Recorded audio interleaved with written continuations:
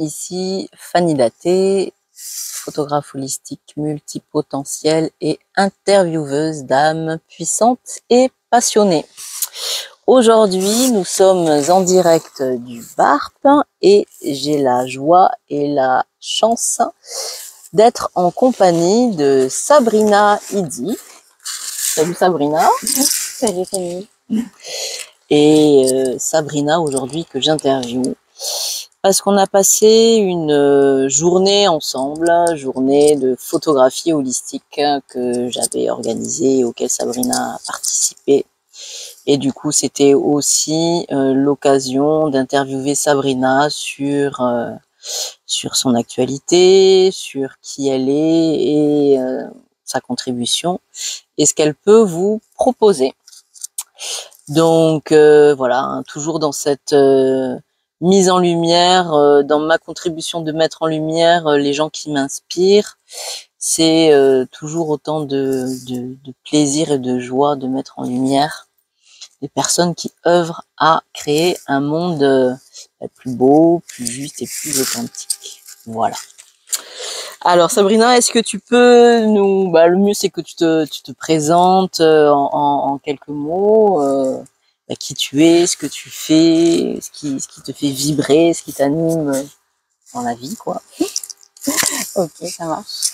Eh bien, bonjour à tous déjà, et puis merci à toi Fanny de m'accueillir ici au BARP. Oui, avec plaisir. Alors, en fait, j'aime bien, j'ai envie de commencer par une citation, c'est la citation de David Lefrançois, qui est coach, un grand coach et formateur, et aussi spécialiste des neurosciences. En fait, c'est chez lui que j'ai fait mon école de coaching, et il commence la formation en disant ne cherchez pas à rendre les gens meilleurs, commencez par les rendre plus heureux. D'accord. Et en fait, avec cette citation-là, moi, au moment où il l'a prononcée, je me suis dit, ok, je suis vraiment au bon endroit. Et je crois que c'est vraiment ça. Alors, on peut parler de mission, mais c'est vraiment ça, en tout cas, ce qui m'anime. Ouais. C'est d'apporter, en fait, un peu plus de douceur, un peu plus d'amour au sens large, en fait. Parce que dans l'amour, il y a l'amour de soi, l'amour, enfin, dans cette dimension, voilà, très large. Ouais. Et plus de douceur, de légèreté, voilà, à tous ceux qui en ont besoin et qui le souhaitent. Ouais. Pour que chacun puisse être plus heureux. D'accord. Donc voilà, ça, on va dire que c'est vraiment le petit truc qui me... Ouais, c'est vraiment ton leitmotiv, quoi. Ouais. Voilà. Exactement. Parce que je crois qu'en fait, il y a beaucoup de souffrance, mais beaucoup de souffrance qu'on s'inflige à soi-même, en fait. Il y a aussi beaucoup de souffrance qui est créée par nous. Ne serait-ce que, on en parlait tout à l'heure du regard qu'on peut avoir, alors soit sur soi-même, soit sur sa carte du monde ou sa vie, mais en fait, il y a beaucoup de souffrances on s'alourdit parfois. Ouais, tout à fait. Donc, ouais, ce qu'on disait, c'est que c'est aussi dû au conditionnement qu'on a reçu, finalement, même sans s'en apercevoir. Du coup, des choses qu'on a engrangées, intégrées, et c'est ça qui est difficile, du coup, à déloger, c'est cette dureté que parfois on peut avoir envers soi-même. C'est exactement ça, les conditionnements, on s'en rend même pas compte en fait, parfois on les voit même pas parce qu'ils font partie tellement de nous, enfin on s'est construit avec ça. Ouais, tout à fait. Et en fait, ils sont tellement ancrés que parfois on va même poursuivre une vie qui nous convient pas. Tout à fait. Et c'est là en fait justement ce point-là où en fait on va faire ce qu'on attend de nous, ou alors on a pris l'habitude, souvent, et j'imagine que c'est arrivé à bon nombre d'entre nous. Et oui, pour ne pas dire tout le monde d'ailleurs. Voilà, c'est ça. Ouais. Et même de faire passer les autres avant soi-même, en fait. Oui, bien sûr. Et voilà, et à un moment donné, on se réveille. Alors, soit on se réveille avant, soit parfois on peut même être confronté à une épreuve de vie, une maladie, une séparation difficile, enfin voilà, des choses. Et en fait, parce qu'on ne vit pas vraiment notre vie. Ouais, tout à fait. Encore, les épreuves, elles nous permettent d'avoir en quelque part une deuxième chance. Parfois, il y a des gens qui en meurent, d'avoir poursuivi une vie qui ne leur correspondait pas et de pas avoir pu en sortir, s'en extirper, quoi. Ouais. Ouais. Bah, souvent, effectivement, de toute façon, les épreuves, elles frappent pour ça, pour faire bouger. En fait, Ouais. elles sont actrices de changement. Et d'ailleurs, le mot crise, c'est ça, je crois que c'est vraiment tout à fait. ça qui fait bouger. Ouais. Complètement, ouais. Donc toi, c'est vraiment cet accompagnement-là que tu proposes. Enfin, on va dire du coup le cœur de ton accompagnement, le cœur spirituel de ton accompagnement, c'est celui-là. Et de quelle façon du coup tu accompagnes les personnes qui viennent à toi? Ouais, en fait, j'appelle ça coaching et thérapie intuitive. Ouais. Alors, pardon, vous me voyez qu'il y a des mouches. Il y a plein de mouches. Elles sont attirées à nous, les mouches là, qui viennent nous embêter. Donc c'est coaching et thérapie intuitive. En fait, le coaching, on dit que le coaching, c'est pas justement conseiller, c'est pas du mentorat, c'est pas de la thérapie. Et en fait, moi j'ai envie quand même de l'allier avec voilà une thérapie intuitive. Alors thérapie intuitive, qu'est-ce que c'est? C'est ouais. Je crois que je l'avais gobé, mais non. La mouche. C'est justement des échanges dans lesquels on va vraiment aller chercher quand même l'histoire personnelle, les situations qui peuvent être bloquantes en fait. Ouais. Donc voilà, on va aller en discuter, on va apporter un autre regard pour s'observer soi-même, en fait, comprendre les comportements, comprendre les modes de fonctionnement qui font qu'on en est là en fait, parce que c'est quand même du postulat qu'on est à 100% responsable de sa vie. En tout cas, on est vraiment acteur. Ouais. Donc voilà, aller s'observer soi-même pour se réaligner à ce qui est plus juste en fait, ce qui est plus juste pour soi, et allier au coaching en fait, si tu veux, ça amène la mise en action derrière. D'accord. Voilà, pour moi, les deux font un vraiment bon travail ensemble en fait. Ouais. Et le but, c'est de créer un espace privilégié en fait avec mes clients pour qu'ils se sentent totalement en confiance, qu'ils puissent vraiment libérer en fait tout ce qu'il y a à libérer, c'est-à-dire voilà, parfois on peut pas parler de tout, là c'est vraiment pouvoir parler de tout pour justement aller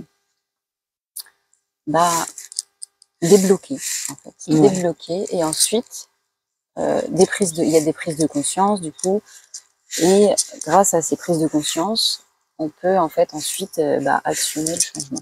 Ouais, d'accord. Et le changement, pourquoi? Pour améliorer ce qu'on veut dans sa vie. Ouais, tout à fait. Donc du coup, c'est une prise de conscience, une observation pour une prise de conscience et rendre les choses plus fluides. Rendre les choses plus fluides, plus voilà, légères, plus fluides, c'est ça. Ouais. Parce qu'en fait, une fois qu'on se libère et qu'on se réaligne à soi, à son cœur. Alors quand je dis cœur, c'est en fait, c'est vraiment se réaligner à qui on est, en fait. Parce que souvent, quand on a suivi justement des vies qui ne nous ressemblent pas, on s'est un peu perdu sur le chemin. Ouais. Donc là, c'est voilà, pour se réaligner soi et optimiser, et aller vers ce qui nous anime vraiment, en fait, ce qui nous rend profondément heureux. Nous, et pas le voisin, mes parents, la boulangère. Ouais, tout à fait. Du coup, est-ce que les personnes qui viennent à toi, est-ce que c'est des personnes qui sont plutôt dans une situation de suite de crise? Parce qu'il faut quand même une prise de conscience pour se dire, finalement, cette vie, elle me convient pas, parce qu'effectivement, soit elle a été régie par ce que les parents ont dit, la société, ou enfin nos conditionnements, on en revient toujours à ça, nos conditionnements, nos codes sociaux. Est-ce que c'est du coup plutôt ce genre de personnes qui viennent te voir suite à une crise? Ouais, beaucoup suite à une crise. C'est pour ça que j'ai parlé de, ça peut être effectivement une maladie ou une séparation, enfin voilà, toutes sortes de crises en fait, qui peut après à différents niveaux. En fait, on a tous nos crises. Ouais, bien sûr. Je dirais que c'est plus suite à une crise parce qu'effectivement, il y a cette prise de conscience et cette aussi motivation à vouloir vivre une autre vie. Ouais. Il y a cette conscience de, il y a quelque chose qui me rend pas heureux en fait. Il y a quelque chose qui fait que là, je suis pas à ma place. C'est ça aussi, c'est beaucoup une question de place. Et si, tu vois, si on se sent pas à sa place dans ses relations, ça peut être amical, familial ou même au travail. Si quand on est en groupe, on se sent pas à sa place, si, enfin voilà, si on sent qu'il y a quelque chose qui est pas, en fait, je veux dire, c'est vraiment aligné en profondeur, mais c'est voilà, c'est être à sa juste place. Du coup, on va ressentir qu'on n'est pas. Souvent, c'est le mot épanoui. Si on se sent pas complètement épanoui, en fait. Donc voilà, oui, effectivement, c'est des gens qui ont quand même la conscience que il y a quelque chose qui pourrait être mieux pour eux. Tu vois, ou qui sont pas en train de vivre effectivement la vie qu'ils voudraient. Donc du coup, j'imagine c'est des personnes qui ont déjà un certain âge. Ou c'est toute tranche d'âge confondue? Ouais, bon, je dirais que le cœur, ça va être 25, 50. D'accord. Ouais. Parce que c'est vrai que maintenant, on a quand même conscience de plus en plus tôt. Enfin, Oui. c'est de plus en plus ouvert quand même. Oui, c'est de vrai. plus en plus ouvert et on a de plus en plus envie d'être d'être heureux. d'être heureux. Voilà. Encore une fois, je veux pas le répéter trop souvent ce mot, mais en fait c'est vraiment c'est ça. Non, mais c'est ça, oui, tout à fait, oui. Oui, nous on fait partie d'une génération quand même où on se donne le droit d'être heureux. C'est peut-être pas le cas des générations précédentes où c'était plutôt il faut travailler dur pour avoir une situation, etc. Et le bonheur, ça passait vraiment que après plein de choses, quoi. Je dirais que nous, on est dans la génération de transition, j'ai l'impression. Tu vois, on a encore effectivement les anciens paradigmes où ouais, il faut travailler dur, il faut faire comme si, il faut que ce soit machin. Et il y a les nouvelles générations là qui sont quand même beaucoup plus centrées, enfin, beaucoup plus ouverts à non, je veux pas faire n'importe quoi avec mon bonheur en fait. Tout à fait. Et nous, j'ai l'impression qu'on est un peu entre deux. On est un peu, on est un peu tiré finalement par nos loyauté familiale, quelque part. Loyauté familiale, éducation, effectivement, ce que tu disais. Et en même temps, on a cette ouverture qui dit, il y a autre chose qui est possible. Oui, tout à fait.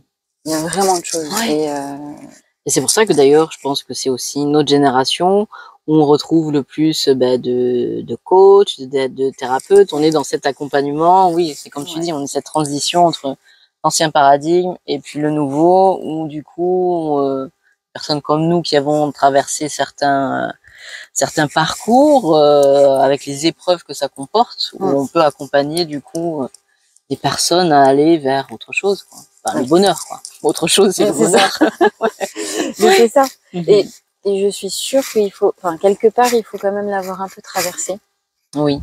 Et bien sûr transcender aussi, pour justement pouvoir accompagner. Je crois que c'est pas un hasard en fait quand on traverse des périodes compliquées, des expériences de vie. J'aime pas trop le mot épreuve, je préfère expérience parce que finalement tout est expérience. Et moi aujourd'hui, je suis persuadée qu'en fait les expériences que j'ai eues, c'était pour une bonne raison, c'était pour m'amener là où je suis aujourd'hui et ça m'a fait atteindre. Moi, j'aime bien parler de liberté d'être. Tu vois, c'est cette liberté d'être, et c'est ça que j'ai envie d'apporter en fait aux gens, aux personnes, en fait, parce que on se sent léger en fait. C'est sûr. Voilà. Oui, tout à fait. Donc cette transmission, les accompagnements que tu proposes, c'est dans cette transmission de liberté d'être, puisque toi, tu l'as déjà atteint cette liberté d'être, donc ça permet quand même de gagner du temps. C'est ça. Moi, ça m'a mis longtemps, en fait. Je dois dire que ça m'a mis plusieurs années. Et du coup, je me dis, mais ça doit être possible d'aller un peu plus vite. Et aussi de se sentir accompagné dans le sens soutenu.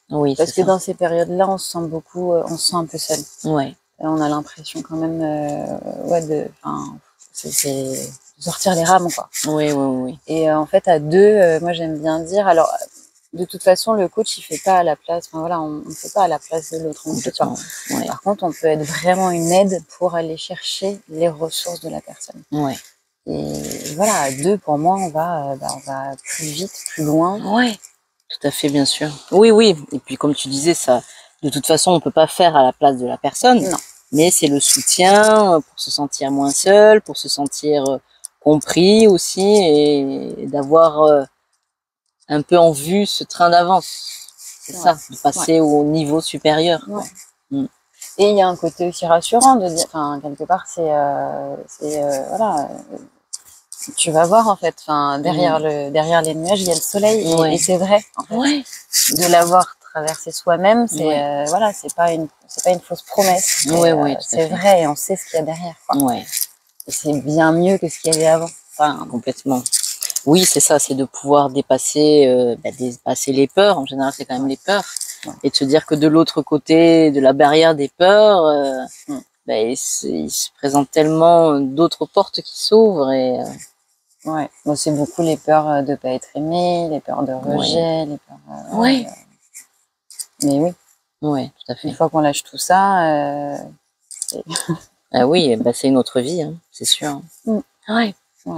Donc, du coup, est-ce que toi, tu utilises une méthode en particulier pour accompagner les personnes ou c'est vraiment, voilà, dans ce que tu appelles la thérapie intuitive? Du coup, c'est toi qui le fais au ressenti des personnes que tu accompagnes ou... C'est beaucoup au ressenti, c'est beaucoup en fonction de ce qui vient dans les séances d'échange. En fait, au début, on aborde quand même. Alors, en fait, il y a on va dire qu'il y a deux choses différentes. C'est soit on fait un accompagnement tout de suite sur plusieurs mois parce que la personne, elle veut vraiment, elle est consciente qu'elle veut un vrai gros changement dans sa vie et voilà, ça passe par justement tous les déconditionnements, le réalignement à son cœur, enfin voilà. Soit ça peut être aussi un accompagnement plus court sur une problématique ou une situation qui bloque. Donc là, ça va être 3 rendez-vous, c'est un peu le help quoi. Help, tu vois. Là, j'ai besoin, voilà, sur cette problématique et je sais que j'ai juste besoin à un moment donné d'échanger, d'un autre regard et en fait, ça va ouvrir à des nouvelles portes en fait. D'accord. Donc voilà, j'ai envie de dire, c'est un peu le coaching SOS. Là, sur ça, je sais que j'ai un besoin quoi. Donc là, du coup, c'est 3 séances qui se passent sur une semaine ou sur ça mois. va dépendre de l'urgence en fait de la personne et de la situation. Moi, je me cale sur le rythme de la personne. Je dirais qu'en général, c'est plutôt quand même une séance par semaine. Mais il y a des situations qui peuvent nécessiter qu'on se voit de manière plus rythmée en fait, effectivement sur 10 jours parce que c'est une situation actuelle. D'accord. Donc voilà. Et sinon, l'accompagnement long, enfin plus long, on va dire que la proposition, c'est 3 mois à raison d'une séance par semaine. D'accord. Après, c'est du coup, c'est vraiment des séances d'échange et des séances avec un suivi entre les séances. Il y a aussi un travail de réflexion sur soi, voilà, en fonction de ce qui s'est présenté dans la séance, ça suit entre les séances. Et puis moi, je suis toujours disponible dans cet esprit de tendre la main. Tu vois, du soutien dont je te parle, c'est pas on se voit que pendant les séances, non, s'il y a une problématique entre, on en parle en fait. C'est ça aussi, pouvoir traiter aussi toutes les émotions quand elles viennent, en fait, au moment où elles viennent. Oui, c'est quand même la différence avec des séances un peu plus... des séances de psy, par exemple, alors je dis pas ça pour critiquer, mais des consultations plus rigides où du coup, ça doit être forcément dans un cadre et ça doit pas déborder. Voilà. Toi, c'est déjà un peu plus ouvert sur ce que la personne va ressentir sur le moment et en fonction de ses besoins. Le but après, c'est effectivement de faire quand même de l'accompagnement sur mesure en fonction effectivement du... Et ça, c'est intéressant parce qu'effectivement, de pouvoir accompagner les gens de façon sur mesure, c'est vraiment se coller aux besoins des personnes et de pouvoir les identifier. C'est important, je pense que c'est ce dont on a besoin aujourd'hui, c'est sûr. Des choses enfermantes, quoi. Donc du coup, comment on peut te contacter? Tu travailles en distanciel, en présentiel? Alors, je travaille essentiellement en visio, donc en distanciel, parce que ça s'y prête très bien. En fait, on arrive à créer un cadre, j'aime bien dire cocooning, parce que voilà, c'est ça, c'est un espace dédié. Donc en visio, comme ça, après, la personne, elle doit être juste dans un environnement où elle est bien et où elle ne sera pas dérangée. Tu vois. Donc c'est en visio. Et comment en fait, après sur les réseaux, sur les réseaux sociaux, on peut me contacter facilement. C'est par les réseaux. Avec mon nom, mon prénom, D'accord. Tout à fait. Bon, c'est chouette. Moi, je trouve toujours ça encourageant de se dire qu'aujourd'hui, on a un panel qui est large pour pouvoir se retrouver dans ce qui résonne en nous, quoi. Et ça, c'est la chance qu'on a aujourd'hui, que peut-être effectivement les générations précédentes n'avaient pas. Déjà, à l'époque, aller chez un psy, c'était forcément parce que t'étais fou. Donc voilà, c'était quand même dans des jugements très très enfermants. Aujourd'hui, de pouvoir trouver quelqu'un avec qui ça résonne, même si géographiquement on n'est pas forcément proche. Aussi. Ça, c'est tout l'intérêt du travail de personnes comme toi qui vous mettez en place, quoi. C'est chouette. C'est chouette. Et puis de pouvoir faire ça aussi, comme tu dis, tu vois, aussi en dehors du cadre, forcément du psy, si tu veux, tu sais, on dit tout le temps, enfin, à l'époque, on disait, tu vas voir quelqu'un. Ouais, voilà. Mais, oui, mais bon, t'as pas envie forcément de faire 3 ans de thérapie non plus. Enfin, Ouais, tout à et fait. voilà, mais on peut régler les choses, en fait, en allant en profondeur et en se mettant, et en créant le changement, en fait. Ouais, Se tout à mettant en fait. action. Ouais. Mais, et en y amenant, oui, c'est ça que je voulais dire, c'est en y amenant aussi du rire, en fait, quand on parle de légèreté, c'est aussi de la légèreté dans ces séances. Enfin, moi, c'est souvent qu'en fait, on rigole avec mes clients parce que, Ouais. en fait, une fois qu'on s'observe soi-même et qu'on se rend compte de ses comportements, de comment on est, enfin voilà, on se connaît mieux et on peut rire de soi. Ouais. Et rire de soi, ça, c'est déjà une grosse clé. Ah oui, c'est sûr. Ah, ça, Donc, c'est sûr. Ouais. Ouais, parce que ça veut dire que déjà, on a pris suffisamment de hauteur sur soi-même pour pouvoir en rire et ne plus pas être trop sérieux, ne plus se prendre au sérieux, quoi. Enfin, ça n'empêche pas que les choses soient solides, mais exactement. Du coup, voilà, quoi. Oui, ça n'empêche pas que ce soit qu'on parle de choses sérieuses, mais c'est pas pour autant qu'on doit être grave, en fait. Ouais, il y a la différence. Ouais, tout à fait. Donc c'est des bons moments. Ouais. Bon, mais c'est super. Moi, je trouve que ce que tu incarnes donne vraiment envie. C'est une porte ouverte sur d'autres formes d'accompagnement. Tu vois, de pouvoir effectivement se dire que c'est pas forcément dans la douleur, que ça peut se faire en douceur, avec légèreté, et que finalement c'est juste être dans cette dimension d'amour aussi quelque part. Voilà, d'être dans une relation d'amour humaine, quoi, qui fait que oui, on peut s'améliorer, on peut se transformer sans que ce soit tout le temps difficile, quoi. Enfin, difficile, douloureux en tout cas, douloureux. Complètement, c'est ça. Il y a vraiment la notion d'amour, il y a la notion de... Depuis tout à l'heure, j'ai envie de le dire, c'est un peu d'être une team, tu vois, d'être en équipe aussi. Ouais. Et quand tu dis s'améliorer, c'est ça. Mais c'est s'améliorer, pas pour s'améliorer, je reviens à la performance, mais plus s'améliorer pour être mieux soi. Et du coup, se connaître mieux. Et en fait, c'est avec ça qu'on améliore sa vie. Donc c'est s'améliorer dans ce sens-là. C'est vraiment s'améliorer, mais pour soi. Et ouais, quand tu parles d'amour, c'est ça, c'est l'amour, c'est l'acceptation aussi. L'acceptation de soi, de ce qui est. Oui. Beau programme. Moi, je vous encourage, effectivement, si vous avez, si ça vous a toujours trotté dans un petit coin de votre tête, mais c'est vrai que parfois on ne sait pas trop vers où aller. Bon, voilà. Moi, je vous encourage à aller voir Sabrina, à la contacter via les réseaux sociaux. Et c'est certain que vous aurez un chemin un peu plus doux et puis un peu plus aligné avec qui vous êtes. Voilà. Et joyeux. Et joyeux, tout à fait. Ouais, ce sera avec plaisir. Voilà. Est-ce qu'il y avait un mot que tu voulais peut-être transmettre à ceux qui nous regardent, ou est-ce qu'on a fait le tour? Est-ce que tu voulais dire un mot de la fin? Le mot de la fin, je crois que c'est légèreté. Légèreté, ouais. Légèreté, soyons légers,